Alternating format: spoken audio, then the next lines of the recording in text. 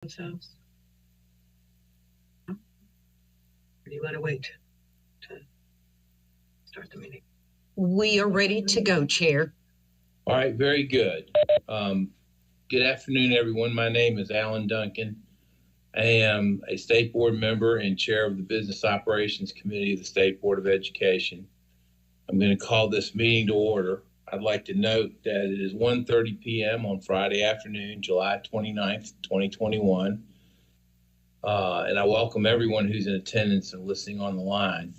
This is a specially called meeting of the Business Operations Committee of the State Board of Education. And at this point, before we proceed further, I think it'd be helpful for everyone who is on the call to go ahead and introduce themselves. And I don't know the best way to do that, but let's start with the board members, and then we will go from there. All right, I'm John Blackburn. I serve on the State Board of Education. Thank you. I'm Wendell Hall, serve on the State Board of Education as Vice Chair of the Biz Op Committee. All right, very good. Are there representatives on this call for our two grantees? First, Mallard Creek. Yes, good afternoon. This is Tim Morrow here. Good afternoon, everyone. I'm the attorney for Miss Jackie Williams and Mallard Creek Learning Center. Good afternoon and welcome. Thank How you. about Learn and Grow? We have a representative from Learn and Grow on our call. All right. Well, they may join later, I assume, since they're scheduled for a slightly later time. And then we have some representatives. First, our General Counsel, Allison, could you introduce yourself? You're muted. Sorry about that. I'm Allison Schaefer. I'm the General Counsel for the State Board of Education, representing the board committee in this matter. And then we have from the department, Dr. Townsend, could you introduce yourself? Yes, I am Latricia Townsend, and I serve as Director of the Office of Federal Programs. Very good. And I have several of my staff members with me today. Very good. And from the Attorney General's office, Stephanie? Yes, good morning, or good afternoon, I'm sorry. This is Stephanie Lloyd with the Attorney General's office here on behalf of the department. And I also have on the line my colleague, Forrest Falenka, also with the Attorney General's office. Very good. And Maria, would you introduce yourself and your role, please? Good afternoon, everyone. I am the Director of Board Operations and Policy for the State Board of Education. Thank you, Dr. Petrie Martin. And we also have Lou Martin on the call, who is here to assist us with our technology. So is there anyone else on the call who has not had a chance to introduce themselves? All right, not hearing anything. We have President quorum of the committee. Those present include me, State Board member and Vice Chair of the Biz Op Committee, Wendell Hall, and Mr. John Blackburn, as introduced, also a member of the State Board and the Biz Op Committee. At this point, I'll ask for a motion to approve the agenda.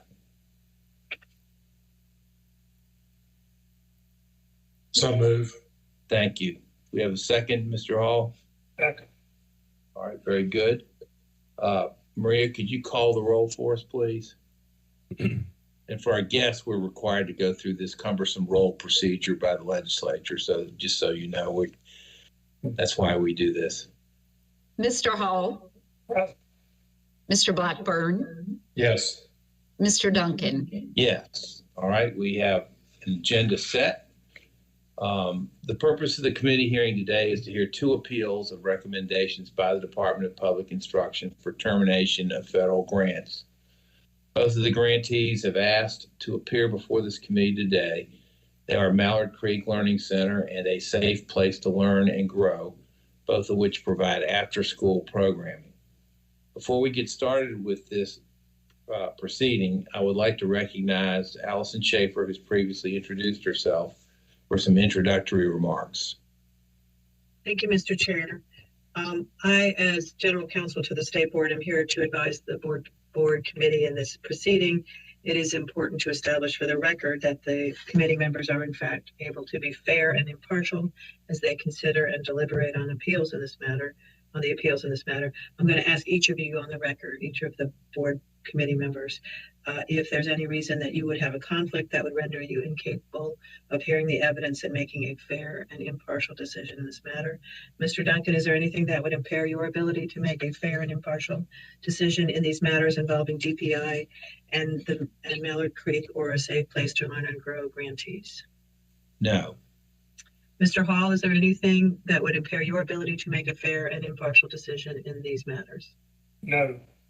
Mr. Blackburn, is there anything that would impair your ability to make a fair and impartial decision in these matters? No. For the record, I note that on July 21, 2022, I sent via electronic mail to representatives of the Attorney General's office who are representing the Department of Public Instruction and representatives of the grantees invitations to attend these hearings today, Friday, July 29 at 1:30 for Mallard Creek and Learning Center, a place to learn and grow at 2:45. The parties have acknowledged receipt of these communications and have submitted documents for consideration by the committee. The documents have been shared with the committee ahead of time so that the committee members would have an opportunity to review them prior to the meeting, and they are posted on the DPI website in the appropriate place for this meeting so that all parties can have access to them and the public can see them as well. Participation of the committee members and all parties and their representatives is by electronic means. And I now turn this matter back over to Chairperson Duncan, who will continue today's proceedings. Thank you, Ms. Schaefer. Before we begin today's proceedings, I'd like to briefly outline today's process. This process was communicated to the parties and panel members prior to today's meeting. All materials for consideration today were required to be submitted to the North Carolina State Board of Education office by no later than noon on Thursday, July 28th, 2022. They were provided to the committee members shortly thereafter and posted online. In each case, we will hear first from representatives of the Department of Public Instruction up to a maximum of 30 minutes. Then we will hear from the grantee for a maximum of 30 minutes. Each side may, but is not required to, reserve up to 5 minutes for rebuttal or any closing remarks at the end of the other side's presentation. We have asked Ms. Schaefer, who has kindly volunteered, to keep time for us, and she will provide notice that there are 5 minutes of your time left to everyone, and then we'll declare when your time has been completely used. These proceedings are being audio recorded. No sworn testimony will be taken. Each party may present whatever evidence or oral argument they deem appropriate. However, no party will be allowed more than a total of 30 minutes to present its case, including any questions by the committee. At the conclusion of the presentations of both appeals, the committee will deliberate in closed session. The committee will then come back into open session to vote on its recommendation in these matters. The committee's recommendations will be provided to the full state board for action at its meeting on August the 4th, next week. Now I'll ask the DPI representatives to present the agency's reasons for the termination recommendation of the Mallard Creek grant in order to start our process today.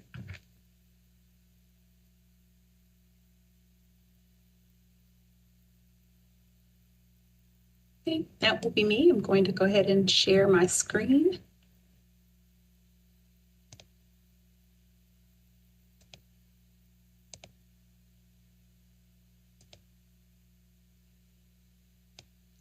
Okay. As stated earlier, my name is Latricia Townsend, and I serve as Director of the Federal Programs Office here at DPI.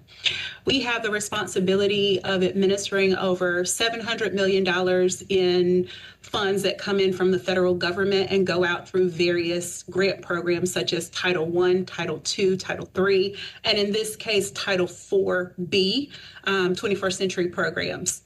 21st Century Programs in North Carolina represents an amount of $35 million. The vast majority of that $35 million comes into DPI and goes back out to support 21st Century Learning Community programs across our state. It is the recommendation of the Office of Federal Programs to terminate the Mallard Creek Learning Center grant for 2 reasons and 2 reasons only. The first reason is not meeting attendance or enrollment goals, and the second reason is fiscal noncompliance. And so before we go into each of those reasons, I would like to get on the record some information about the Mallard Creek grant. The Mallard Creek Learning Center applied for the NCDPI Cohort 15 21st Century Grant. That was awarded in summer of 2021. At that time, Mallard Creek was awarded a total of $327,095 to be utilized over the course of the 21-22 school year. I do need to note that when coming on board as a cohort, you actually are receiving the possibility of continuing on for an additional 2 years. And so there could be 2 additional awards of up to $327,000 that could have occurred in the 22-23 school year and the 23-24 school year. In its grant application, Mallard Creek stated that they would serve 120 students over the course of the school year for a total of 37 weeks. And they would also run summer programming for 50 students over the summer of 2022 for a period of 4 weeks. I do need to let you know that a 21st Century grant is a reimbursement grant. And so all of the grantees actually would go forth and spend the funds associated with the program that are in alignment with the actual approved budgets. However, there are some fail-safes that are in place. And so with these grants, there are 3 distinct grant allotments or installments that can be received. So we begin with 34% of the total award going out once the grantee has put together all of its documents. So they have submitted their plans for how they are going to operate over the course of the year. And so Mallard Creek did go ahead and get things in place, and they were actually able to receive access to the first 1/3 of their grant award. And so they could begin expensing towards that. So as they were to go through the year, as they were implementing the program, as they got to the point where they were spending those funds, they would actually be able to submit to us for reimbursement. For nonprofits, we use a system called ERICA. And so when a grantee or subgrantee wants to get funds, they would actually submit the amount for reimbursement through the ERICA system, and then they would provide a series of documents that would support the amount of the draw. So say, for instance, they wanted to draw down $50,000, they would provide us with documentation that would include things such as receipts or invoices that would actually equal up on a 1-to-1 correspondence to what was actually asked for in terms of the reimbursement. And so Mallard Creek had access to that first 1/3. I will tell you, in terms of being able to move on to the second and third installment, we have some measures in place that go along with the amount of attendance. And so to be able to get to the point where you can seek access to the second installment, you would then have to enroll 50% of the RFP goal. In Mallard Creek's case, they would need to have enrolled at least 60 students to be able to have access to that, enrolling the 60 students and then having them come to programming for at least 15 hours. In terms of the third installment, they would need to hit the 75% enrollment goal, and in that case, they would have needed to enroll 90. I'd like for you to look within the documentation that's provided. We actually, and I'm going to scroll, hopefully not too fast. Within the documents, you will see something called program attendance data that appears on pages 12 through 16. Dr. Townsend, yes. Are you referring us to the documents? Because if you're scrolling, it's not appearing on my screen, at least. Maybe it is on others. Okay, I'm sorry. I was trying to scroll, but if you would refer to the documents, if you would refer to 12 through 16 in DPI submission, there are a series of screenshots that come from our online attendance system. So we have an online attendance system that is managed by DPI, and it is actually called 21DC. And so we actually had our data manager to actually go in and take screen captures of the evidence that is in 21DC. So each of the programs, including Mallard Creek, they would go into this system and they would let us know how many students are on site each day. I will tell you for Mallard Creek, we went ahead and provided you all the attendance records. However, the attendance records that we really are referencing really should only be from the time of September through the remainder of the year. But if you'll look, you will see a blue number. That blue number tells you how many students were on site on a given day. And this is self-report data. So this is data that Ms. Williams and or her staff would have entered. So if you look in July, we see we have a low of 1 on one day, and then we have a high of 15. This was their summer programming, but if you move into the school year, if you move into September, October, you see that typically on any given day, we have 3, we have 4, 5, 3 students present on site taking part in program activities.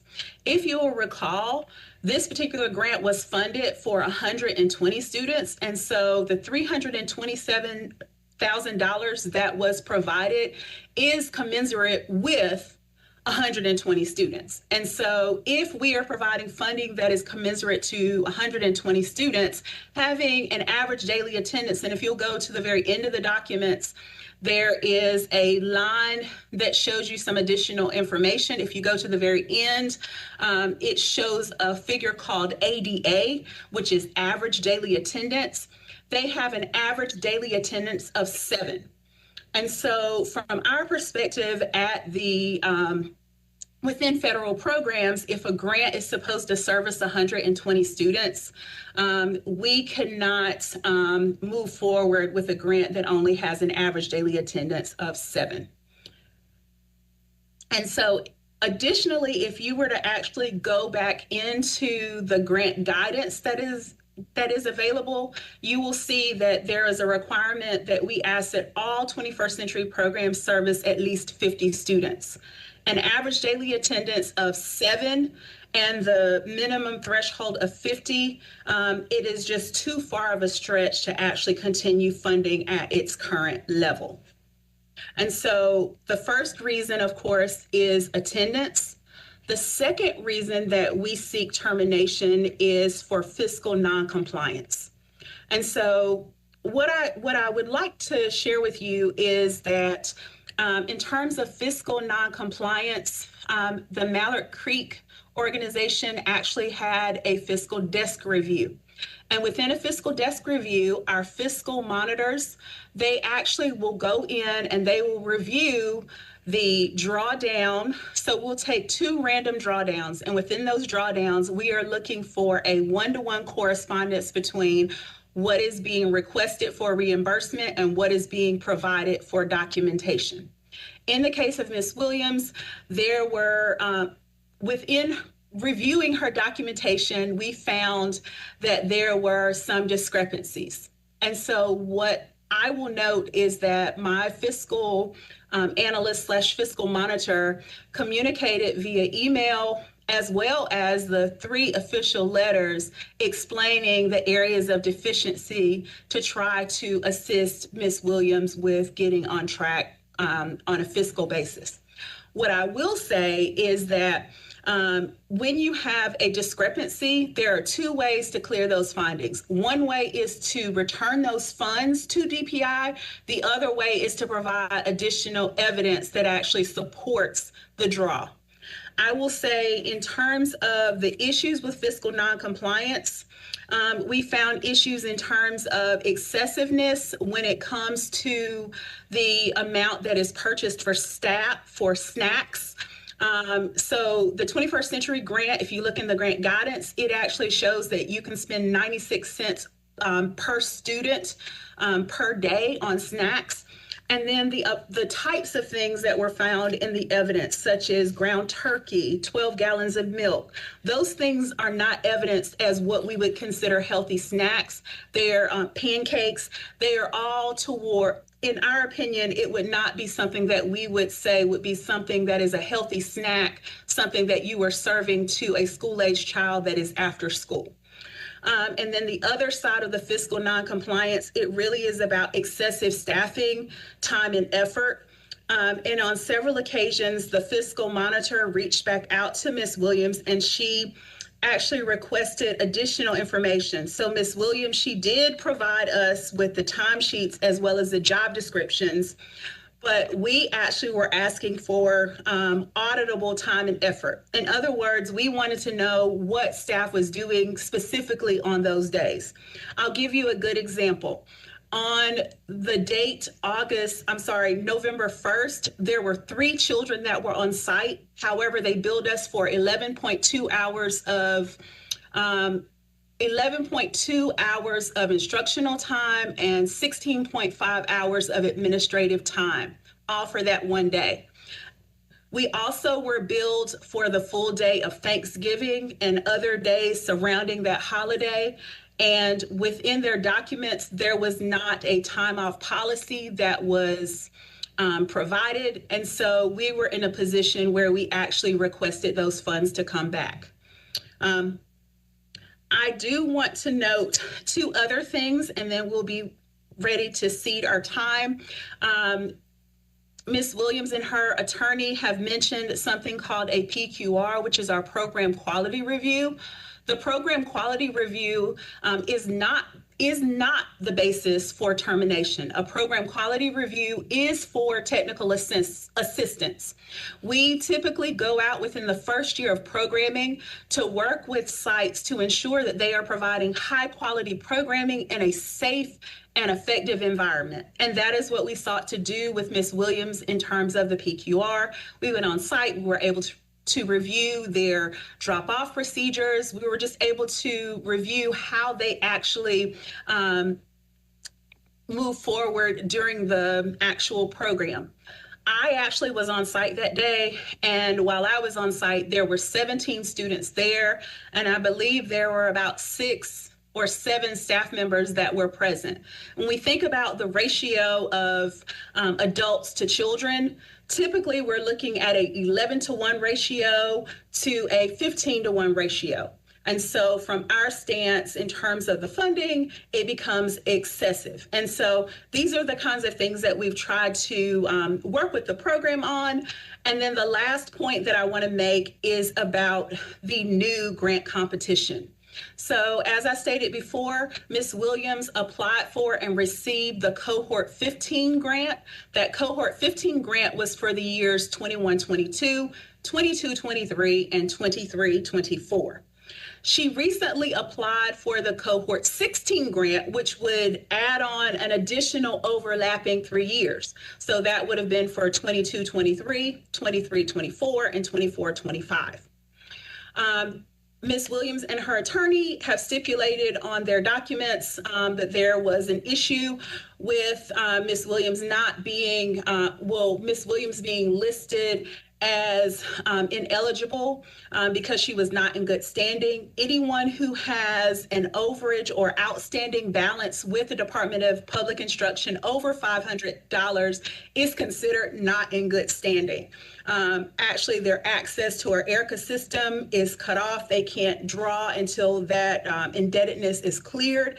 And in that case, she was considered as not in good standing. However, I need to note even if Ms. Williams were in good standing, she would not have been awarded a cohort 16 grant.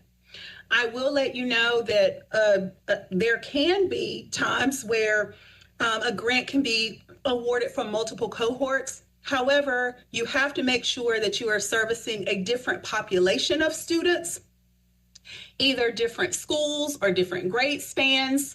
And then also in terms of Ms. Williams not receiving cohort 16, Ms. Williams is actually in the Southwest region, or region 6. If you were to look at the documents, the grant overview documents, you will note that there were 14 applicants within 14 applicants within region 6 for cohort 16. And those scores in cohort 16, they ranged from 119.33 to 133.33. If Ms. Williams was considered in good standing, her application would not be considered because her score was 111.33, putting her below the 4 programs that actually applied for the grant within her region. And so that concludes my presentation. All right, thank you. Are there any questions from any board members at this point? All right, not hearing any. And Ms. Shaver, how much time does Ms. Townsend, Dr. Townsend, excuse me, have left?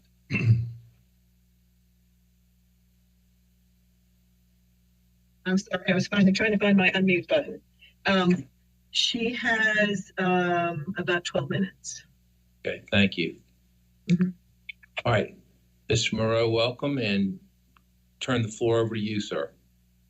Thank you, Chairman Duncan. I appreciate it. Thanks so much for the board for allowing us the opportunity to speak with you today. We really appreciate it. Thanks everyone else who's in attendance here today, including General Counsel Ms. Schaefer and all the representatives and attorneys for the Department of Public Instruction. I'm here in my office today. I have Ms. Jackie Williams to my right here. She's sitting here right next to me, and I'll let her say a few words to you and just introduce herself in a few minutes. Have her husband, Newton Williams, who's here for support as well. He's in the conference room as well with us here today. And if it would please the Honorable Committee and everyone else, I just think some key things. And first, let me just say, I have not received any of these documents that Dr. Townsend has been referencing, these pages 1 through 60 charts and everything, 0. We received a letter that the only documents that would be submitted to the board were her recommendation for termination, which would be her letter of June the 9th.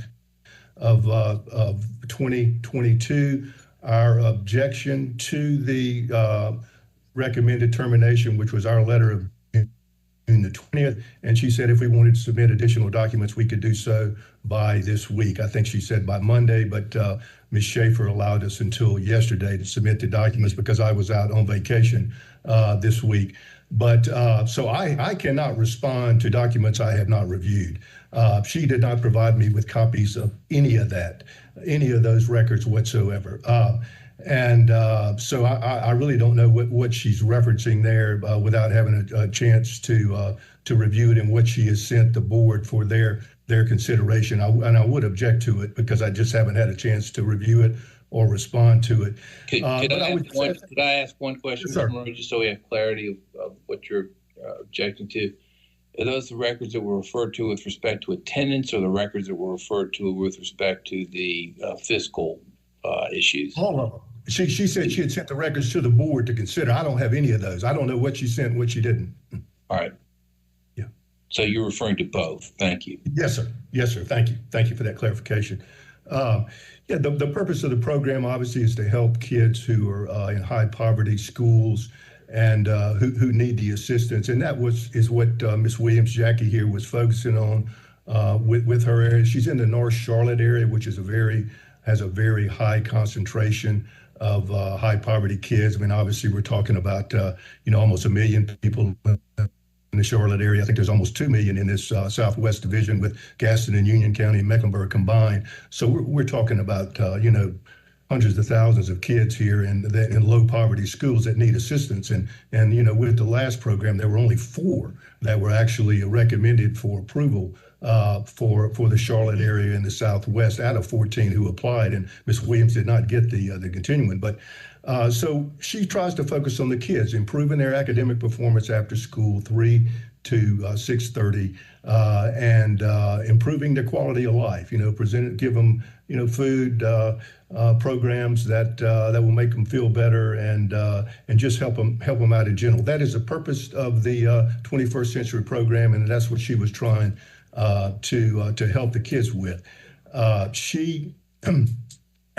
she expected to have the 100 kids that were stated in the grant application. I will note, I think it's very important to note that the grant itself says that she has to make sure the minimum she has to offer is 50 slots for the students. That's the only requirement that's actually in writing in the grant, and to provide at least 12 hours, to have available at least 12 hours of instruction or programs for the kids per week, which she did. And so she had an unexpected development with the school from the Hornets Nest, which is a very high poverty school here in North Charlotte area. I think most of the students qualify for lunch assistance. They're all considered high poverty, and they had said that they would be able to provide the 100 kids for the program. But at the last second, after promising that, they pulled out, and the reasons are all stated in the documents that we gave you. We have a letter from them. Unexpectedly, they received 3 other grant programs or participation with federal programs that apparently took priority over this one, and so they had to provide kids for these other programs.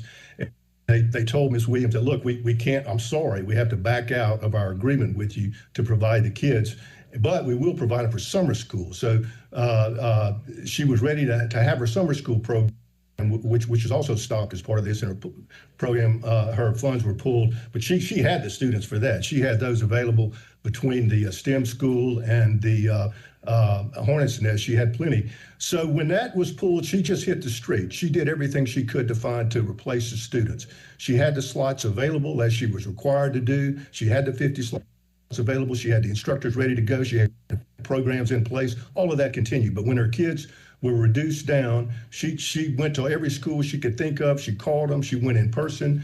She tried to, luckily, she had a deal in place with a school called Eastside, who was going to provide 40 to 50 kids beginning in the January timeframe, end of the year, first of the year. They pulled out at the last second after saying that they would definitely do it. So after that, she went to the charter school president of an alliance called Jennifer, and Jennifer put her in touch with the Mallard Creek STEM School, which immediately said that they would provide 100 kids for a program. And now we know they could provide 100 kids with 76 on a waiting list, all high poverty kids who could use her program and will benefit greatly from it. So she had that ready to go starting in April of this year, and it's all documented in the records that I sent. It was all finalized and everything by June. Those kids would have been there for the summer. They would have been there for this upcoming fall. The important thing here is that we have processes, procedures that the federal government and the state have provided to deal with the subgrantees, and the whole idea behind them is to provide them guidance and give them technical assistance, give them assistance. That's the whole program, so they can use that assistance to help the kids. They can use that technical assistance and any fiscal help they need with their financial records and so forth. They're to tell them what to do, give them the forms, tell them how you like it, what they need to do. That did not happen in this case. Ms. Williams had 3 different consultants over a 1-year period. She did great her first summer her first summer of getting the program. She did have 50 kids for that. She is positive Eric Rainey, who was her consultant from the State Department of Public Instruction at that time, can verify that. She definitely had 50 kids in the minimum for the summer. Now, it was going into the fall of 2021 when she lost her contract, her agreement with the Hornets nest that where she fell short temporarily, but she was able to replace those kids, and she still had the program. She's had the slots available. She was able to replace those kids very fast. But all of these guidelines are laid out. I've submitted them to you. This all started when she was given notice of a quality assurance review. It's defined clearly, a program quality review. She was told in April, in those emails and memos I provided in April of 2022, that this is an informal review. This is for your benefit. We're going to give you assistance. We're going to review your financial records. We're going to tell you what to do, what you're doing right, what you're doing wrong. We're going to give you a report in writing in all your procedures for the State Department of Public Instruction and the board and everything. It says explicitly that they do not have to respond in writing to this program quality review. And that's the same thing that she was told by Susan Brigman and the representatives of the Department of Public Instruction. This is for your benefit only. You do not have to respond in writing. Just read it and it'll come up next year. It's for you to correct it now and to give you guidance on what to do, what you're doing good, what you're not doing good. She did not get any of that. It was immediately turned against her. She was singled out. She was treated unfairly. Her due process rights under that were violated. They immediately started peppering her with a bunch of emails and different types of document asking for tons of things that she had to respond within 30 days or 15 days, or correct the problem, just completely contrary to the procedural and process guidelines that are provided in writing to the subgrantees and govern this whole process, and the memos that were given to her, complete opposite of what she was told was going to happen. And if you go through the said no action will be taken against you. She was told that in writing. No adverse action whatsoever. It's for your guidance, for your feedback, for your help. You do not need to respond in writing. Guidance, support, training. That was all given to her in April and May of 2022. And then all of a sudden, and the document is attached on May 31st, 2022. So right after this review was started, she received the first letter from Dr. Townsend, and it told her, contrary to what we've been telling you for the last 2 months, you have until, and it even references the federal program quality review in the letter. I think Dr. Townsend mentioned that didn't have anything to do with it. Well, it actually states in her letter that she's sending it about the federal program quality review. This is the purpose of her letter. So it's explicitly referenced there. She has told her that is why I'm sending you this letter based on this program. And again, the program states it's just for her benefit. She doesn't have to respond, and they're not going to take action against her. It tells her on May 31st, 2022, you have 30 business days to correct this whole list of things.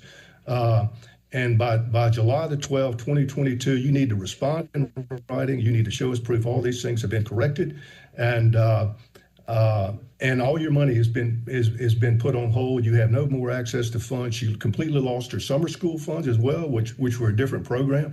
They locked her out of that and never gave her those funds. So from that point on, she has not had access to any of her funds, even though as of that date, she had 100 kids ready to participate and 76 on the waiting list on the program that she got from Mallard Creek STEM. So here she is. She said in writing, based on this federal program quality review, you have until July 12th to correct all this.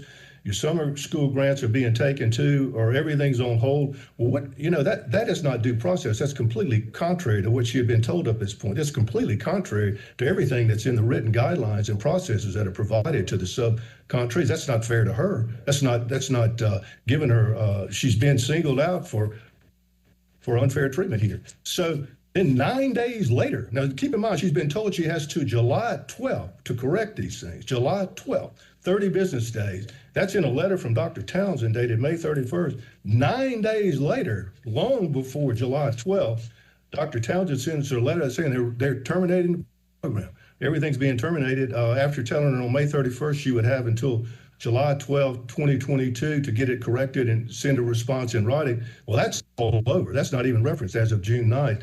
9 days later, she said, I'm recommending to the board that everything be terminated. You won't have access to any more funds. She gives her two reasons, which were the inability, she said, inability, not that you don't have the students now, but you don't have the ability to meet your enrollment goals or guidelines. Well, that's just completely false. She had 100 kids ready to go for Mallard Creek STEM. And so she had the ability to do it. And the grant says that she just has to have the slots available, 50 slots, which she did at all times. She just had a temporary drawdown because of the hornet's nest pulling out. So that number one reason is not true. She corrected that very quickly. She has that lined up with Mallard Creek STEM. They're still ready to go. There's an email and a letter from Mallard Creek STEM School in there saying we will provide 100 schools. We look forward to working with you. Students, excuse me, we look forward to working with you. We have 76 on a waiting list, all high poverty kids ready to go with your program who need it and look forward to benefiting from it. And they're ready to roll. And so she had the ability to do it, which she quickly showed. So the first reason is just not valid at all. Now, she did have some low student counts there, obviously. I haven't seen the records, but she said she submitted them to you. Saying that so certain days, she did have low student count, and there was a low students count. It was like sporadic attendance with some students for a time there, but it was all corrected as soon as she could. And again, the reason for that was a pull out for Hornets Nest, and then another pull out following that by the east side, which completely unfortunately, is just completely outside of her control. It was through no fault of her own. And so on June 9th. Bro, can I stop?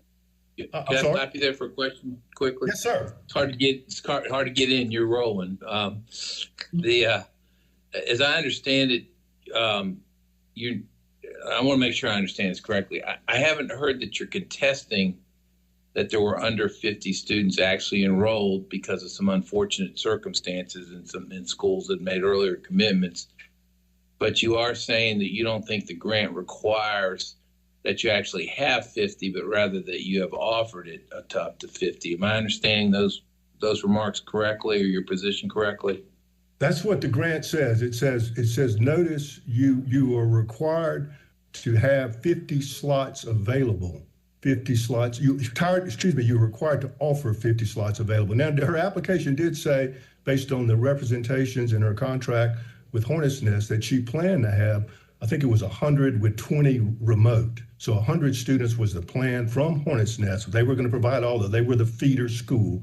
It's a huge school in North Charlotte. They were going to provide 100 students and 20 students would be remote. That was the plan. That's what was funded. That's what fell through at the last second. And she's been scrambling ever since and working as hard as she can to replace it. It was first she thought she had it replaced by Eastside and now the STEM Academy, but she does have the students now and they're ready to roll. And she did have summer school attendance of 50. So the low student count for the summer is disputed. Eric Rainey was her first consultant. She's had 3 in 1 year, but the first consultant for the state can confirm that. She did have 50 students in summer school program. It was just the fall when the Hornets Nest issue came up. But the grant, it says explicitly that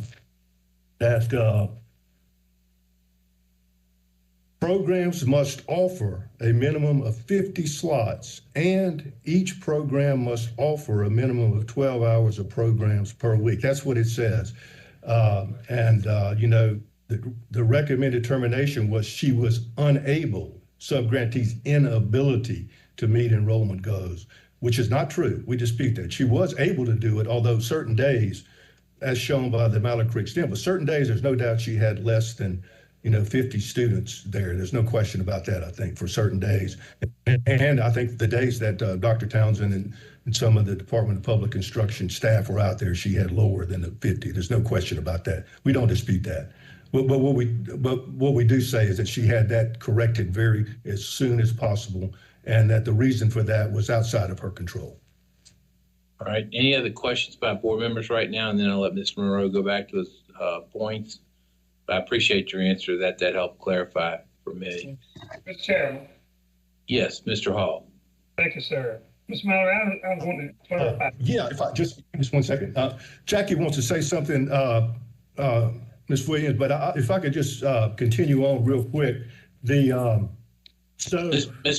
Hall had a question. Oh, I'm sorry. I'm sorry, Yeah, Mr. Hall. if you could let him ask that question, then you can please pick up from there. I just wanted to make sure I understand what you're saying. Hornets Nest was the partner school? Yeah, yes, sir. That was a feeder school. That's correct. It's a very big school. They're all high poverty, and they had said they would provide them. Correct. So they're the ones that said, hey, by the way, at the last minute, we can't do it. That's correct. Yes, sir.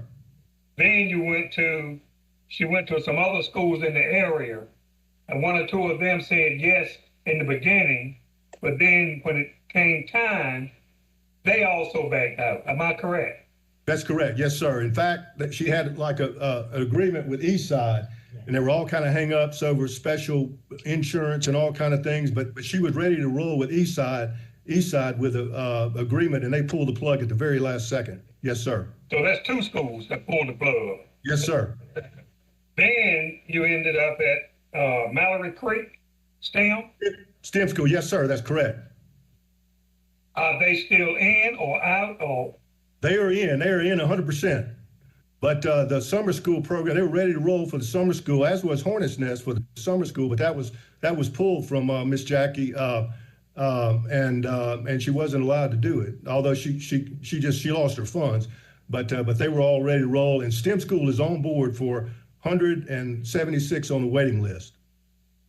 I just want to make sure I understood the steps were taken, and all these schools backed out at the last minute. Yes, sir. That's correct. I'm familiar with that area. I am familiar. Yes, sir. With that particular area that you're referencing. But also, these are predominantly Latino students. Did I read that? Sir, I'm sorry. Can you repeat that, please? These are predominantly in a Latino community. I think it's mainly African American area, sir. I didn't get that. And I think maybe high Latino as well. Yes, sir. Yes, that's what I read. I thought.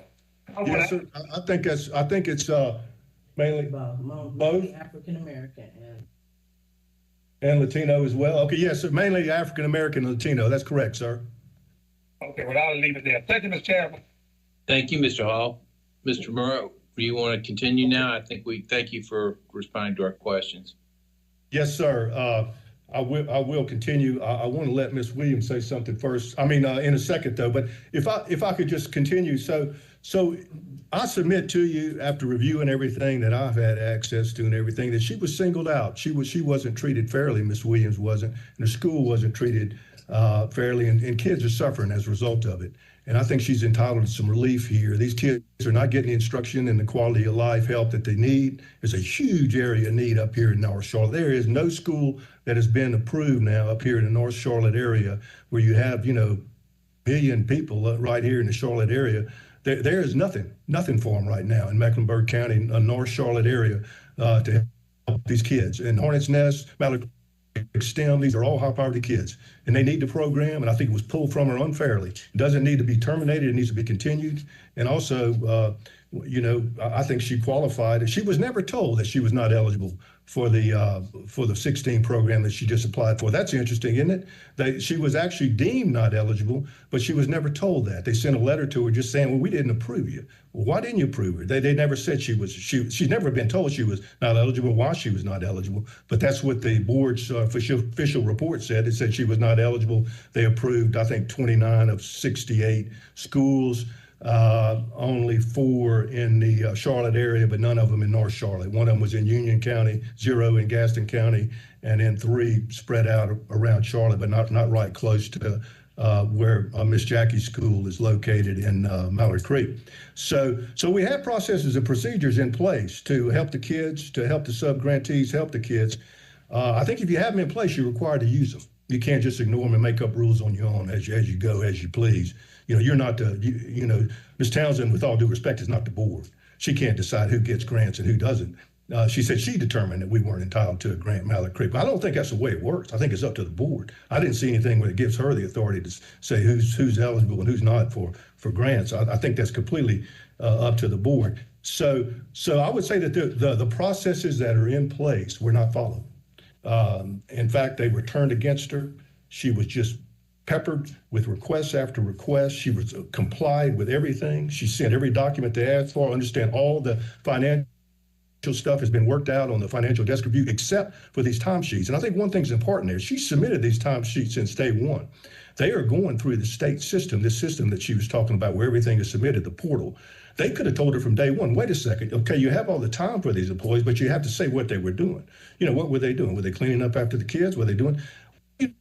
No, if she would for that, she would do it. I mean, she's submitting timesheets about all the time for the employees, but she was never told that, so she didn't know that. And you know, now she can fix it, and that'll be corrected easily. But she's been submitting these timesheets all summer, all year, and she was never told that until she was given that as a reason for the terminate. One of the reasons, and I think everything else on the fiscal side, to my understanding, has been worked out. Again, I haven't reviewed any of the documents they submitted. So the main thing is she was told this is for her good and everything. She's had 3 consultants, but none of this has been done to help her. It's kind of been turned against her. Kind of we're looking for reasons right now to terminate your grant, and that's what we're going to do.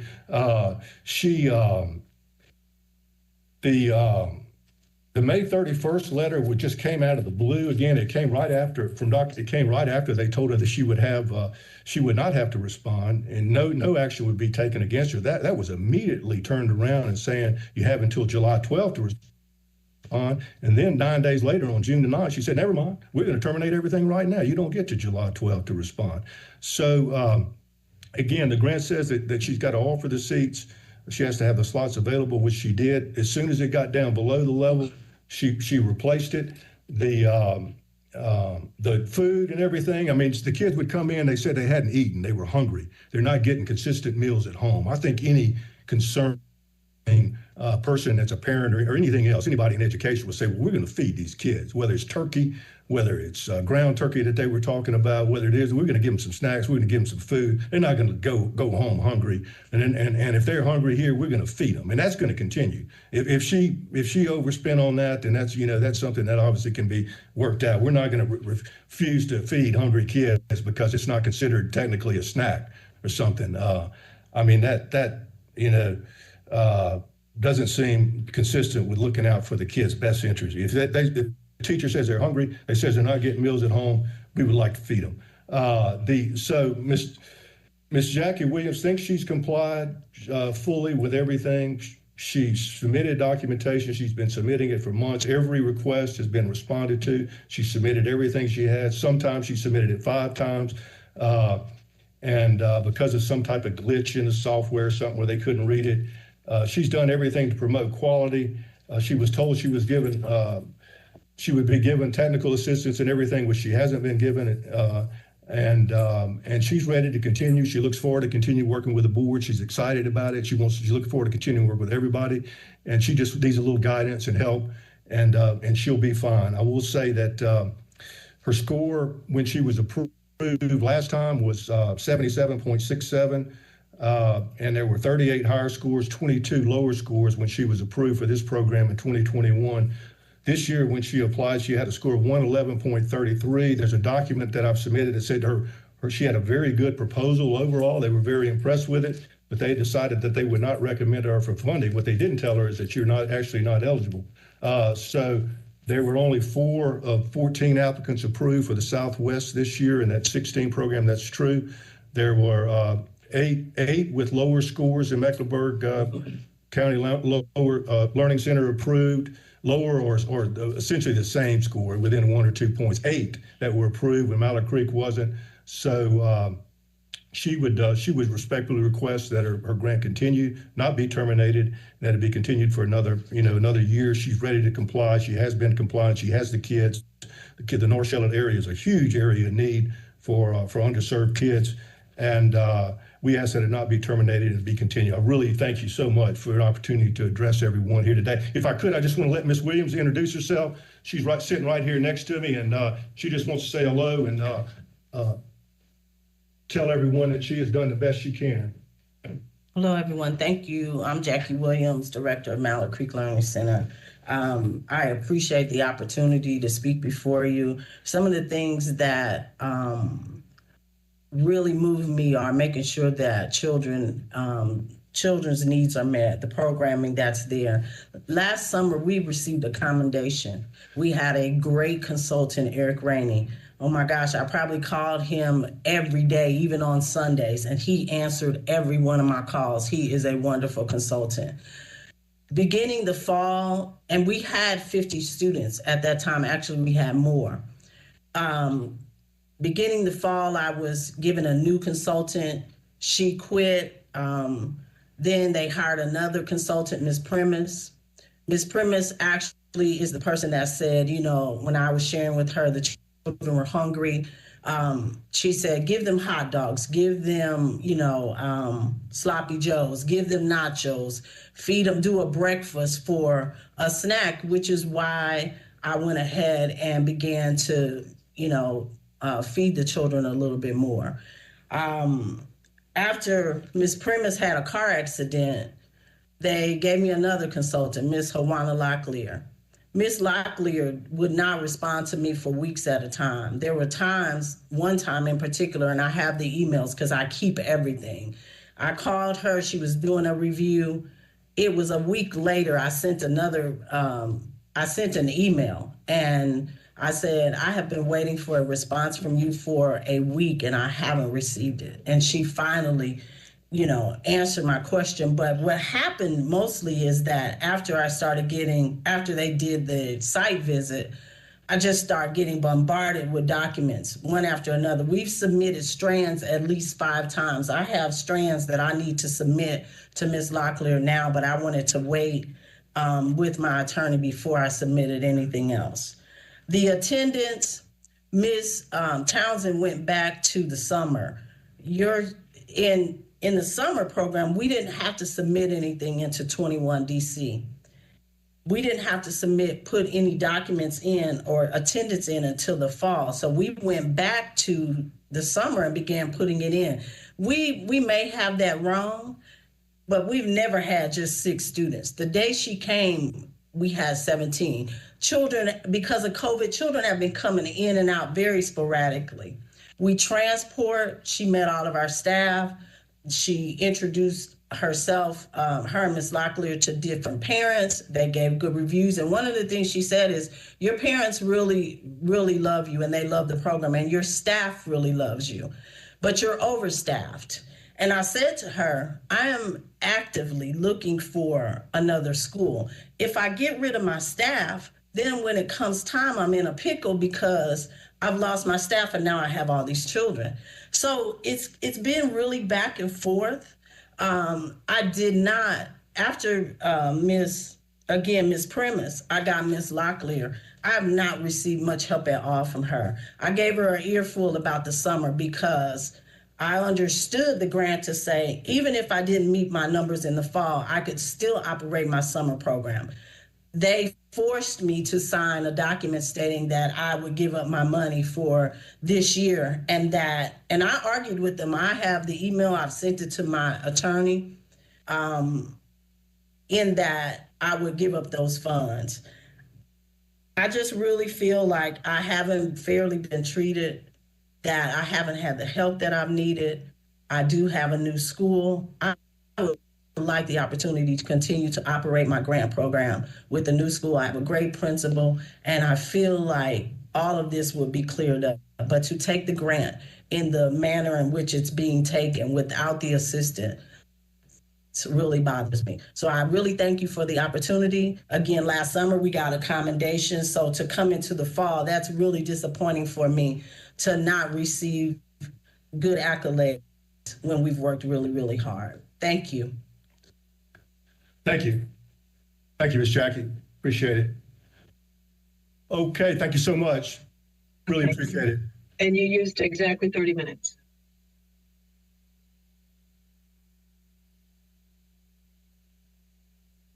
Alan, you're muted. Ms. Townsend, you did have a little time remaining, or Dr. Townsend, did you want to respond to any of the things that were said for further clarification in any way? I would, but I want to ask my attorney if there was anything she wanted to say. Otherwise, I can go ahead and start responding. Thank you, Dr. Townsend. I did want to say, I know Mr. Moreau brought up that he did not receive the documents. I know the letter that Ms. Schaefer sent to the parties at the end of last week said that we had until noon on Wednesday, the 27th, to submit documents. It's my understanding Mr. Moreau asked for an extension to Thursday, yesterday, July 28th. That extension was given to both parties. And so DPI's submission was sent to Ms. Schaefer as well as Ms. Williams and Mr. Moreau's law firm Wednesday afternoon via email at around. We did not receive anything. I'm sorry. We nothing. Everything. Well, I'll let you respond in a minute. Let Ms. Lloyd sure. finish, and we'll come back to you for a moment. Sure. Good, please, Ms. Lloyd. Yes, that email was sent Wednesday afternoon at around 3:30, and that explains why it was after that 12 o'clock deadline. And I would also note that, as Ms. Schaefer let the parties know, those documents were also available to the public via DPI's website and e-board. All right, thank you. Dr. Townsend and Mr. Moreau, you used all your time, but we'll come back to you and still give you a chance to respond briefly to these comments. But Dr. Townsend, please. Thank you. You're muted. I'd like to start with the assertion about 50 slots. Our guidance does not say 50 slots. Our guidance says that you must serve a minimum of 50 students. And I still contend that if you received access to $327,000, the amount that you receive should be proportional to the number of students that you are servicing. And I do understand and I do have empathy for the low enrollment, but to draw down money that does not correspond to the number of students that you are serving is not fiscally responsible. And I would have to say something. I also would like to say something about technical assistance.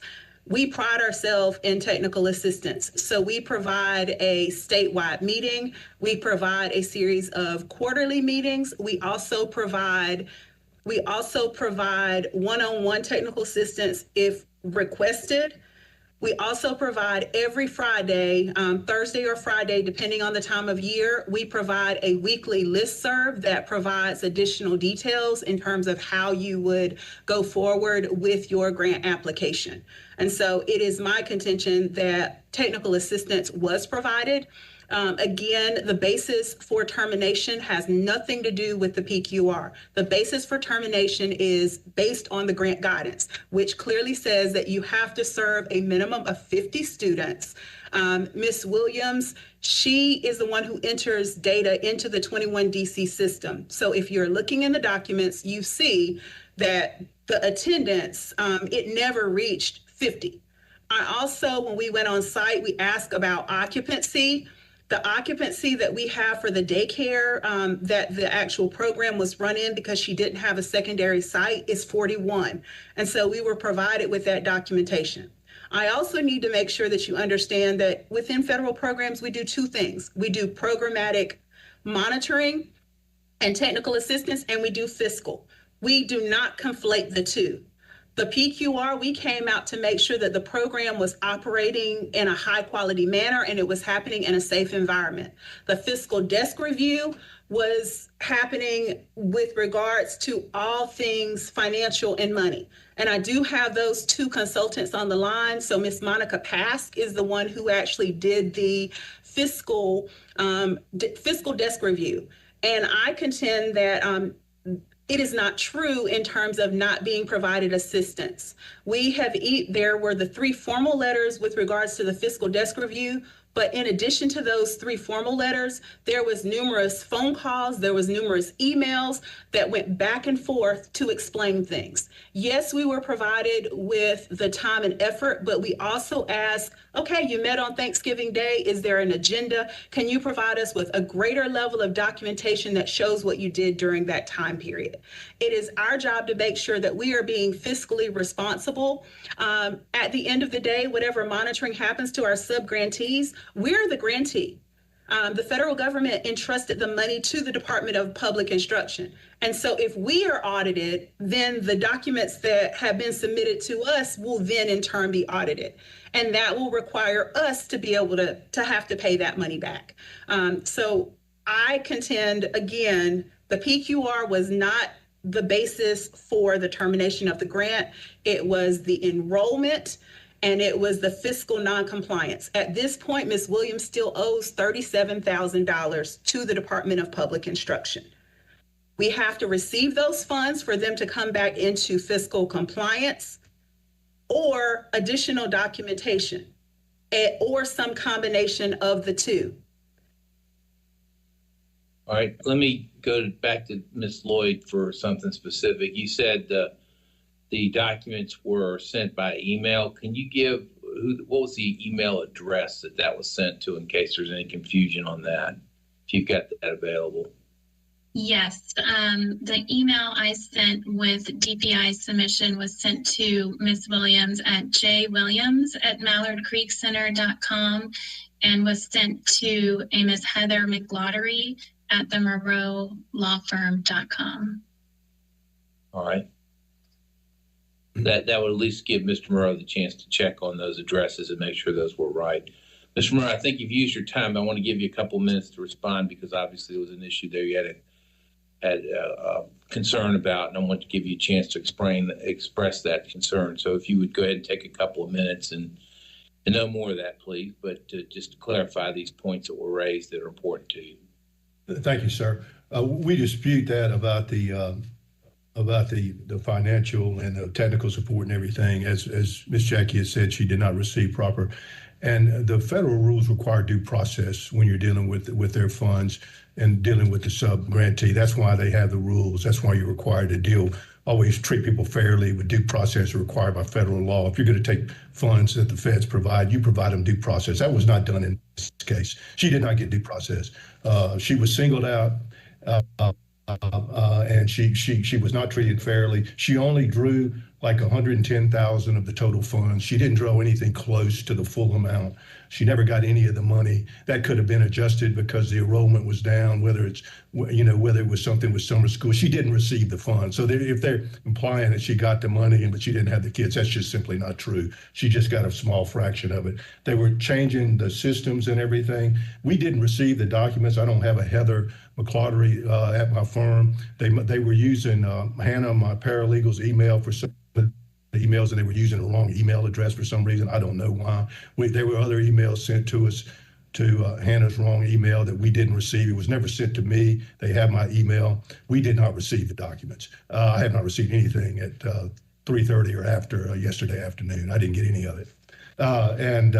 So obviously I would object to that. I just haven't had a chance to review it. I would have reviewed it if we got it yesterday, but we didn't. So I just don't think she's been treated fairly here. She's ready to go forward with the program. They didn't follow their own rules, just like they were making up rules as they went along, just applied to her, apparently, a lot of them. And so we would just ask with all due respect that she be allowed to continue her program and not be terminated, and that she be allowed to help these kids in North Charlotte who really need the help. Thank you so much. Thank you. Panel members, are there any other questions for either party that you have that you need clarified in any way? All right, I'm seeing no on that. So I believe we have, at this point, concluded this hearing, and I give thanks to everyone who has participated and for sharing their thoughts. We're going to go straight into the second hearing, which is the Learn and Grow Academy. At the conclusion of that one, we will go into closed session and deliberate. Then we will come out at the end of the closed session and state what the recommendations will be, vote on what the recommendations will be.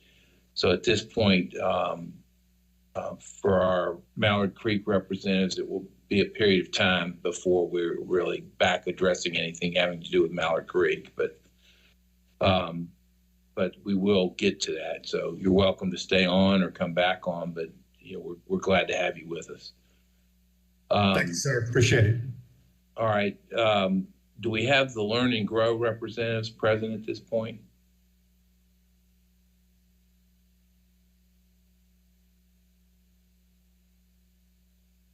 Is there anyone online from the Learn and Grow program, after school program? Mr. Chairman, they were scheduled specifically for 2:45. 45. All right, so why don't we take a 5-minute break then, give them an opportunity at 2:45, and then we will come back and begin again. 2:45. Thank you all so much. Thank you.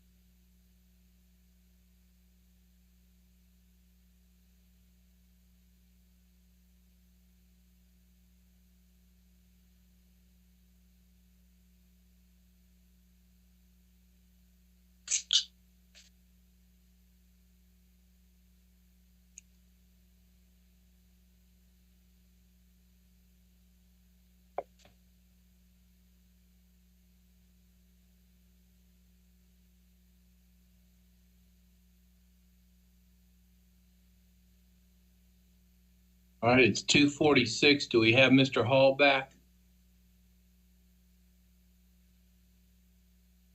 Wendell?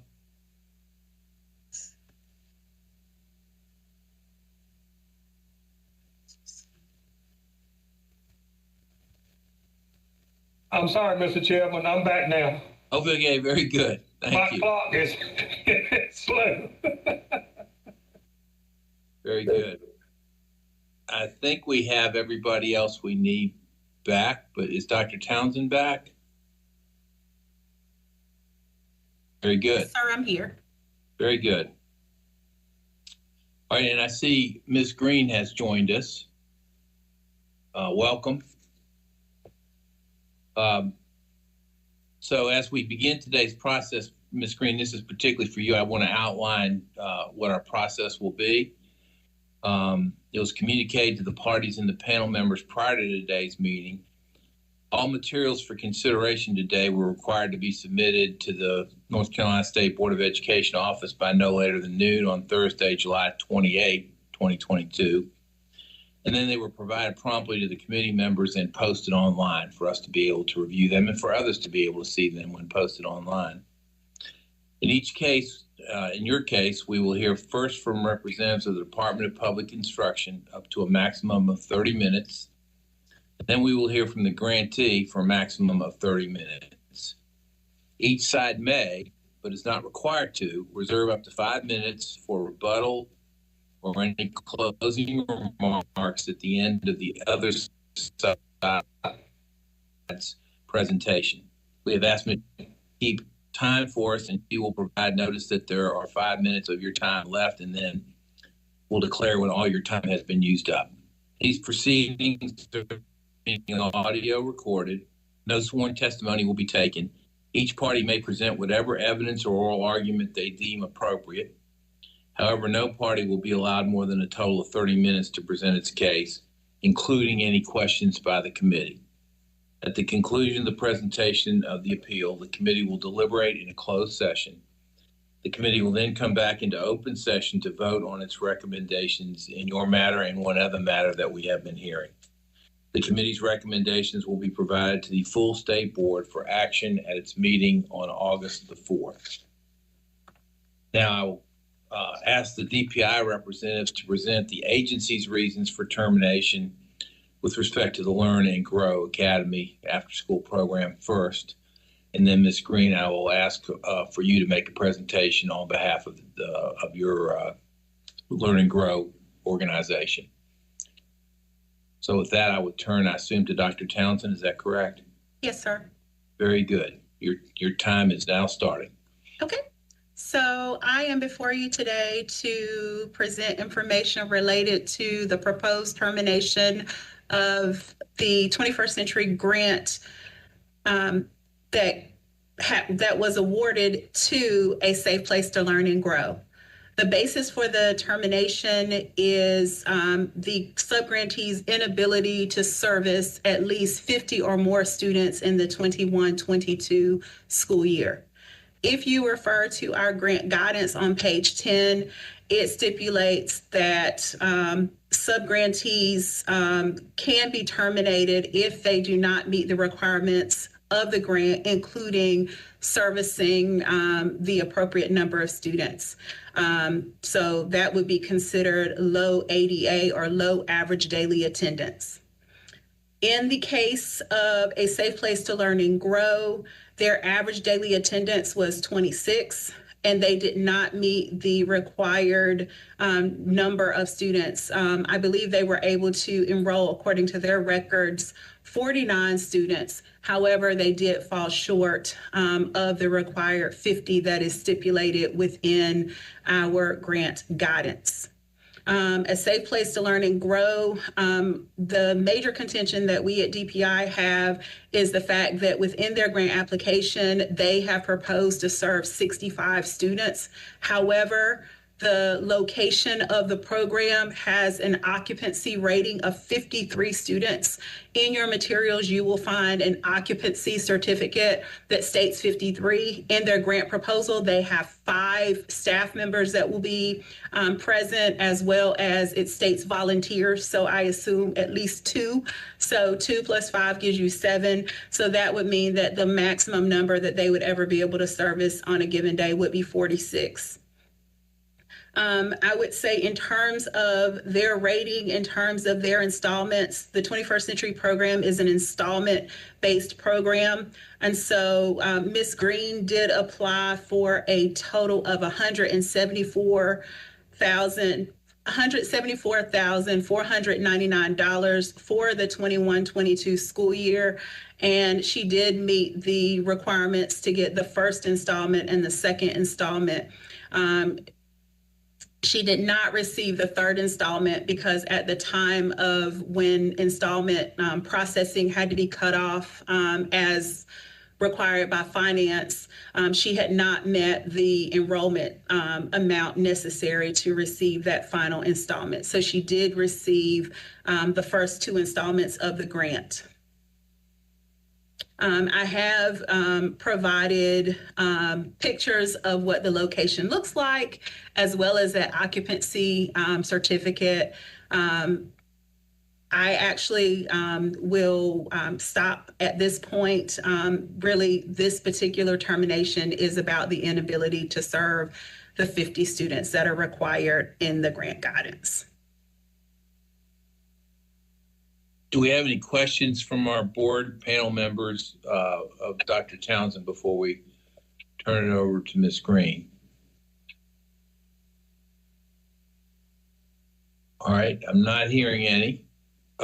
So Ms. Green, at this point, we will turn the floor over to you. And we look forward to hearing your presentation. And if we have any questions along the way, we will certainly ask them of you to help us understand your position. So welcome, we're glad you're here.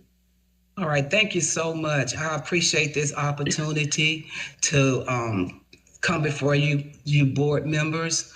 First thing I want to say is my 21st Century grant has been a tremendous help with me in my program, in my after school program for the children that I serve. 90% of the children, well, about between 80 and 85% of my children come from non-English speaking parents. So with my after school program, this grant is really helping me. I wouldn't be able to have as many children as I did. And Dr. Townsend is exactly right. I was not able to meet my goal as far as my enrollment. And I asked myself, when all of this came upon me, when I got the letter, did I fail? What did I do? Did I fail my program? And I can honestly say I did not fail my program because we did see growth. With the children that we had, we did see growth. A lot of these children, parents can't help them at home. So, and we did, when we had our open house at the school did invite us, our partner school invited us to come to the open house to register the students, and we did. And we got over at least between 45 to 50 families, 50 children enrolled on that day. What happened? The children, they just was so gripped with COVID, the children catching COVID, just because one child at the school got sick. And I believe that's really what happened. And the other question I asked myself was, did I fail DPI? Yes, I did, because I knew the procedures, and I knew I had to keep that enrollment up, because I've had 2 cohorts, cohort 11 and cohort 12. In both of those cohorts, I never had a problem with my enrollment. We always had a waiting list. We had the principal calling us, asking us, can we take more children, when we could not take any more. So we did fail DPI, but I don't think we failed a safe place to learn and grow because of the growth that we had with the children. And the main thing that I can say, the reason why my enrollment kept going down, down, and down, and it started like in the last week in February. The last week in January, February, that's when the children stopped coming. What we did, myself and my staff, I have the excellent staff. It's two staff members plus myself. We started reaching out to the parents, making calls. What can we do? What can we do? We pick the children up, take the children home. The main problem they gave us was they're scared their child is going to catch COVID, and they don't want them sitting there with mask on another three hours, which we had, that was a mandate for them to have a mask on in the program. So in summary, only thing that I can say, I can't come here and make an excuse. I can just say why I did not keep my enrollment up, because of the children, the families, the parents being so gripped with fear. And Dr. Townsend said something about the permit, how many children that I could get in my program, in my building. We did have 2 sites at one time. So I said, okay, my staff and myself, we coming up with a plan, what we can do to get 65 children. Okay, we can go back to the church that we rented space from when I had the other 2 cohorts and see if they would allow us to come back to get that space back. And so we can maintain our enrollment with those 65 children. And we've been working on that. I have not had a definite answer from them yet, but that is something that we're proposing to do. And also, I forgot what I was going to say. I'm just so nervous right now, but anyway, that's my only. You have time, so take your time. Okay. Yeah. That's my only posture here. I'm just coming here to ask 21st Century Department of Public Instruction to give me another opportunity to prove that I can run a quality program and keep my enrollment to where it should be. And another question that I'd like to propose, if we could revisit the application and maybe apply for 50 children versus 65 children, if that would maybe be an option of doing that. And that way our funding wouldn't be 174. It would be based on the 50 children if we were allowed to do that. And that's about all. And I appreciate this opportunity of you letting me come and speak. Ms. Green, thank you for those remarks. Let me call on fellow board panel members to see if they have any questions or thoughts they want to share with you. Mr. Chairman. Yes, Mr. Hall, then Ms. Blackburn. Well, I'll let Ms. Blackburn go first. It sounds already, I've already spoken before. Go ahead, John. Ms. Green, first of all, thank you very much for what you're doing for the students in North Carolina. So thank you. Could you remind me of the 2 grants you've received prior? Can you just refresh me about that? How many students you served? That may not be completely relevant toward this particular thing, but I would be interested because I'm very inclined to hear what you have to say. Okay, sure. The first grant I got, it was a cohort 11, and I served 50 children. With that grant, the minimum was 50 students on that cohort 11, and that was a Step Ahead Learning Center. That was a for-profit organization that I had, and on the cohort 12, that was also under a Step Ahead Learning Center. And we served 50 children on that, 50 students on that grant. And we never had a problem with enrollment. We always had a waiting list. And like I said previously, we had so many children that we couldn't take anymore. The principal would call and ask for favors for us to take another child, or take a child that's in the 5th grade reading on the 2nd grade level. Can we take it? Because we have quality staff.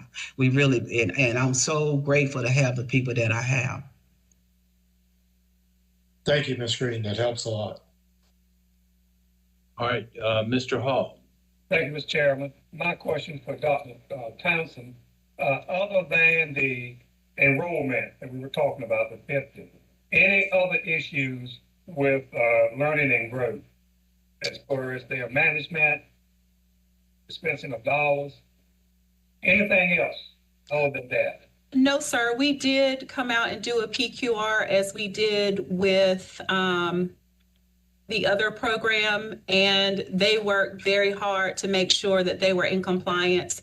Any of the items that we asked them to address at that point, they actually did a supplemental fire inspection, and then they made some other changes. So anything that we asked them to do, honestly, Ms. Green did make sure that she complied.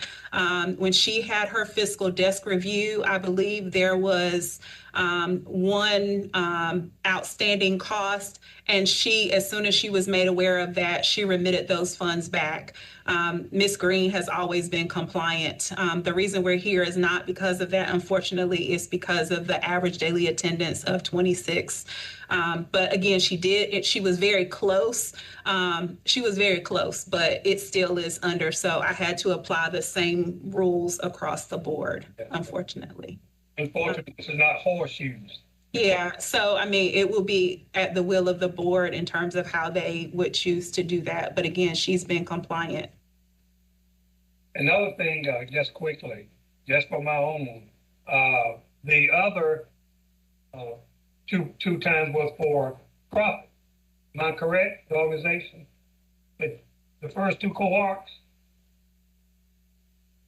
was it nonprofit or profit? No, that was under a Step Ahead Learning Center. That was for profit. Or for profit? Yes. And, because of your capacity of the building that you are in, you're waiting for the faith-based institutions to share whether or not they will allow you to come back and rent the facility that you had previously in order to increase the opportunity for enrollment. And, well, I'm sorry, for the capacity issue. Am I correct? Correct. You haven't heard from them yet? Okay. No, I'm sorry. I don't quite get the question. Can you repeat that question again for me, please? You have not heard from them yet concerning whether or not you will be able to use the facility at the church. Oh, no, I have not. We just approached them, just waiting back to hear back from them as far as going back down there to rent that space. And can I just add one more thing? The reason why we're in this space, it donated to, it's my space because of the rents. It's just outrageous trying to pay $4,000, $3,000 for rent. So I donated that space. I don't get rent anything from my grant on that space, but the space is licensed for me to hold an after school program. It's just not the 65 children that I supposed to be that I'm supposed to have there. And I got confused a little bit. I thought, okay, long as I keep my attendance at 75%, I should be okay. That's where I got a little confused. I thought, I'm supposed to have 65, but if I keep it at 75%, I should be okay. So now I understand that I have to have 65 even to get that third allotment. So that's, and that's on my part. I just got a little confused about that. And I will corroborate what Ms. Green says. She does not charge the grant for rent. She provides her space as an in-kind donation. Thank you. Thank you, Mr. Chairman. Thank you, Mr. Hall. Ms. Green, it's actually following up on Mr. Blackburn's question. When you had those previous cohorts, what were you using, just the building you're in now for the space, or were you using that building plus some space at the church? I was using that building plus space at the church. Okay. So unless you can get space at the church, you're going to be limited by the capacity of the building you're in to ever get to that 50 minimum number because of having both the students and your staff there. Yes, I would only, like Dr. Townsend mentioned, I could only have, based on my fire permit and the number of staff and volunteers, 46 children. All right. And so, Dr. Townsend, make sure I understand correctly. For this grant, to get any portion of a grant, you'd have to have a minimum of 50. Yes, sir, 50. Yes. So she would have to come down to, that I came to that calculation by using what she had in her proposal, which she stipulated a lead teacher, herself, and teachers. So if there were 3 adults, and we'd have to calculate to make sure that the ratios are okay. But if that was the will of the board, we could calculate to make sure that the ratios would hold if you did 50. But it sounds like to try to get the compliance, having available some limited additional space is going to be necessary in order to be in compliance with the grant requirements, if I'm hearing it right. Is that right, Ms. Green? Am I saying that right? Yes. Okay. All right. Well, I sure appreciate you. You've been very helpful in this discussion for us to fully understand it. I really appreciate that. Dr. Townsend, is there anything else that you wanted to say? And then I'll come back to Ms. Green for any closing remarks you might have. No, sir. All right. Ms. Green, any other closing remarks you'd like to make? Yes, I can say, I do appreciate everything that Dr. Townsend and my program administrator, when she came out, she did give me technical assistance on how can I get more students? How can I get these students, these families to come back? What can I do? So I appreciate that, I appreciate that, and I'm not making no excuses on my part. And I do appreciate 21st Century and the funds that I've been getting to run my program. Because if it wasn't for those funds, I could not have as many children as I do. Could only be limited probably about 20 kids, 15 to 20 children on my own, funding it on my own. And I had to get a loan to do what I needed to do, because this is a reimbursement grant. I have to pay up front. Do my payroll and everything up front. So I'm just appreciative, and I thank y'all, and that's it. All right. Well, we thank you for your work in this area and for your time and attention to the issues that we've unfortunately had to address today as part of this hearing. We thank all the presenters of information for this hearing and for our earlier hearing. At this point, the panel will now enter closed session to discuss and deliberate on the matters presented. I'll entertain a motion from one of the panel members to enter closed session pursuant to General Statute Section 143-318.11A, 3, and 6 to consult with the panel's attorney as needed to preserve the attorney-client privilege. We need a motion and then a second, if I could get that, please. Mr. Chairman, I make a motion that we adjourn into a closed session Thank you. for the mentioned reasons. Mr. Chairman, I second that motion. Thank you. All right. Yeah, Dr. Petrie Martin, can you please call the roll? Absolutely, Chair. Mr. Hall, Present. Mr. Blackburn, Yes. Mr. Duncan. Yes. And just to clarify, Mr. Duncan, do we want to give the audience a time that we will be returning from closed session? I think that would probably be the easiest thing. And this may be too much time, but I'd rather err on the side of too much time and instead of having people hanging or trying to come back in too early. Why don't I suggest 4 o'clock, that we reconvene at 4 after our closed session? Is that all right with the panel members? Very good. They're indicating that's all right. So for those who are not in closed session, I think we're going to ask them to drop off, Maria, and then we would ask them to reconvene at 4 o'clock. That is correct, Chair, and we will not start closed session until all of the individuals are no longer within the WebEx. So we will pause at this time so that participants can exit. So the people to stay are the board panel members and me and Dr. Petrie Martin and Lou. If we need Lou to stay on, everybody else needs to exit. Thank you.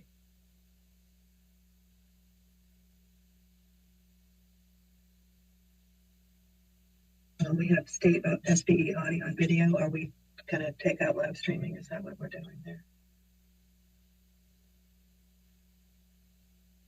Earl, are you going to cut off the live stream? Yeah. Ms. Williams, you need to exit, please.